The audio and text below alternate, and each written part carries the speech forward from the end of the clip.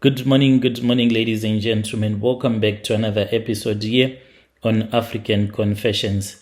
How was your Christmas? How was your Christmas? We are back with another episode. The first message that I have for you, it comes from a translation of a message that I received. The translation reads like this. Hello, Brother Nanshi, how are you? Can you please post my own story as hidden identity? You can call me Rudo, not a real name. I do come from Zim and I came here to South Africa. When I came to South Africa, I was already a messed up girl. I came to South Africa when I was only 18 years old, but I was already a prostitute.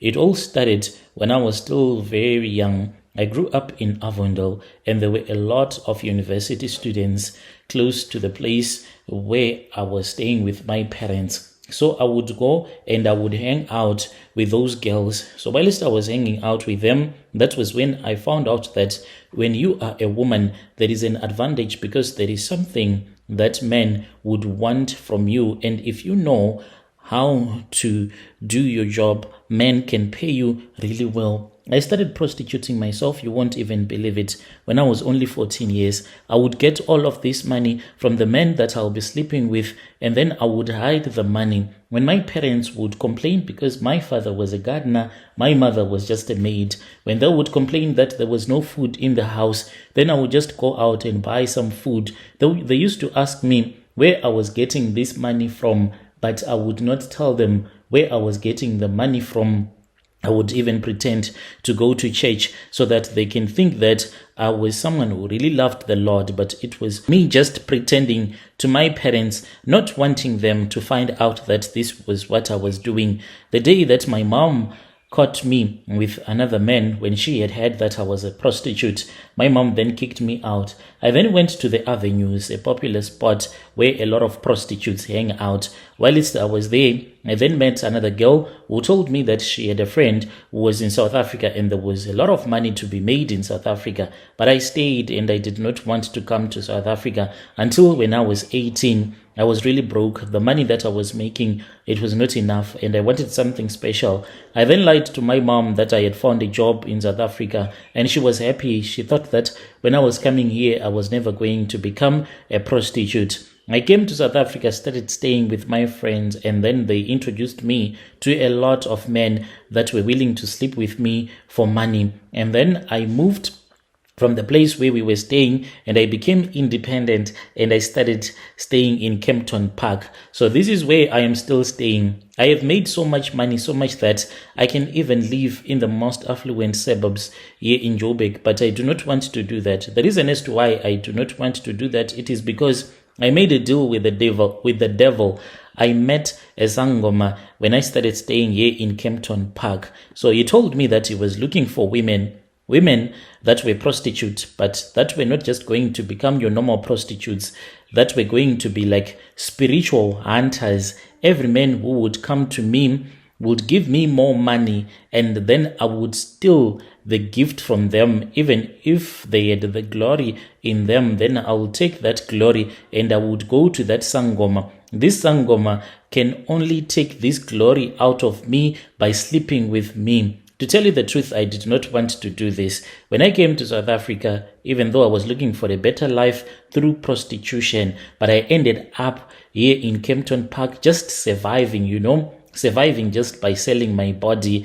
It was about taking care of my mom. It was about the money. It was not easy because in Zim, at least men, they can treat you right, even if they know that you are a prostitute. When you are with a man can show you love, even though he knows that he is just there for the sex and you are there for the money. But here, men, they remind you, maybe it is because of different races. You meet this guy, does not show you love. You meet another guy, shows you love. Some of them, they can even end up beating you until I started speaking with that Sangoma who changed everything. He told me that this is what he wanted me to do and he can help me as well as I will be helping him to grow his business. So he uses all of these spiritual gifts that I steal from this man that I sleep with, and then he uses it to get customers. He said that you will get this by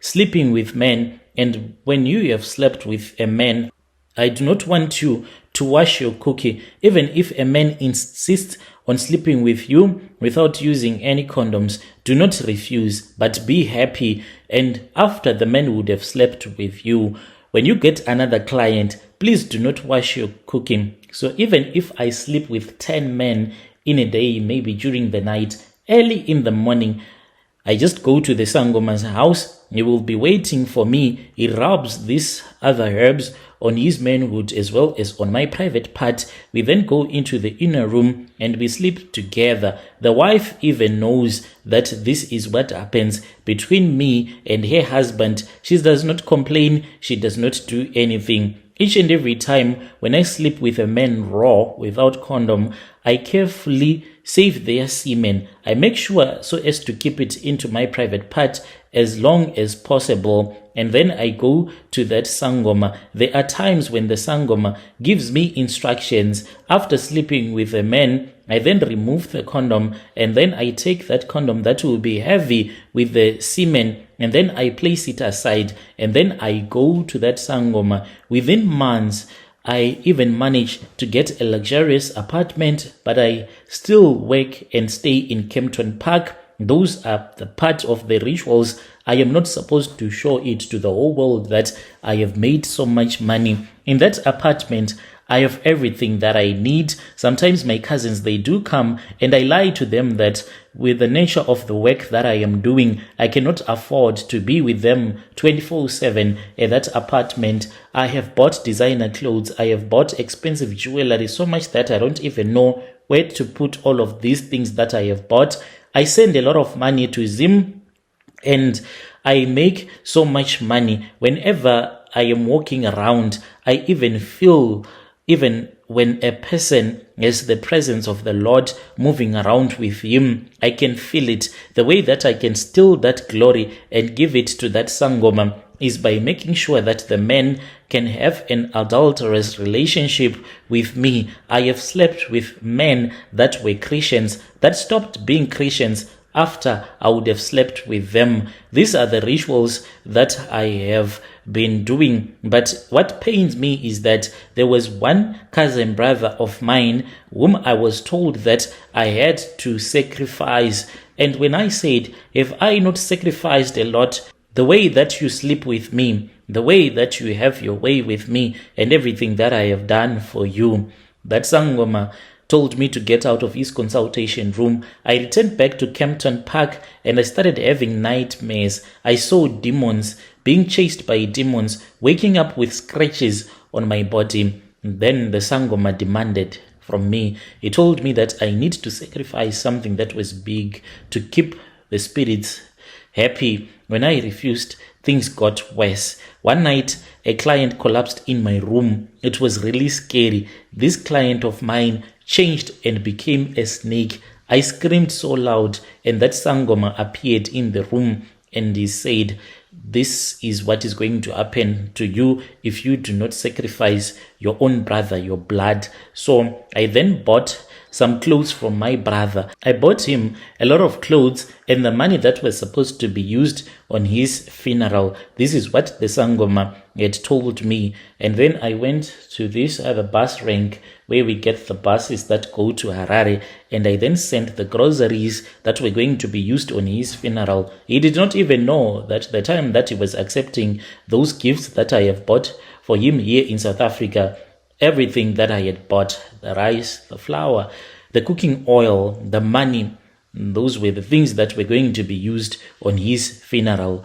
After a couple of days, when he was going to work, that was when we were called and we were told that he had died in an accident. He was crossing this other busy road and then he was hit by a taxi. In Zim, we call them kombi. He was hit by a taxi and the driver was never found. It was a hit and run. That is how my brother passed away. When my brother passed away, I was sleeping in my bed.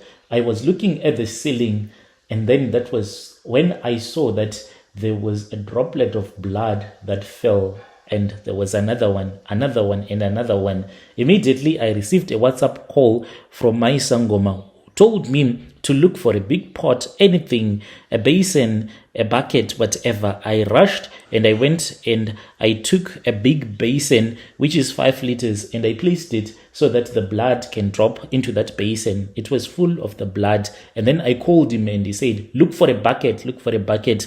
I went outside and I took a 20-liter empty bucket and I placed it on top of my bed until it was full. It was 25 liters of blood that he came and he collected. Now I have the blood, but it is in a 500 milliliters bottle. He just gave it to me. The rest, I do not even know. I have destroyed my own life to make money. I am here in South Africa. I do steal semen from my clients. That has made me rich, but it pains me a lot knowing that I have another house that I bought here in South Africa, but I can't go and live in that house because that is not what the devil wants. He said to me, this Sangoma, what the Tokoloshi wants is what you have to do. Dear listeners, right there was a message that was sent to me by our sister who gave me this confession.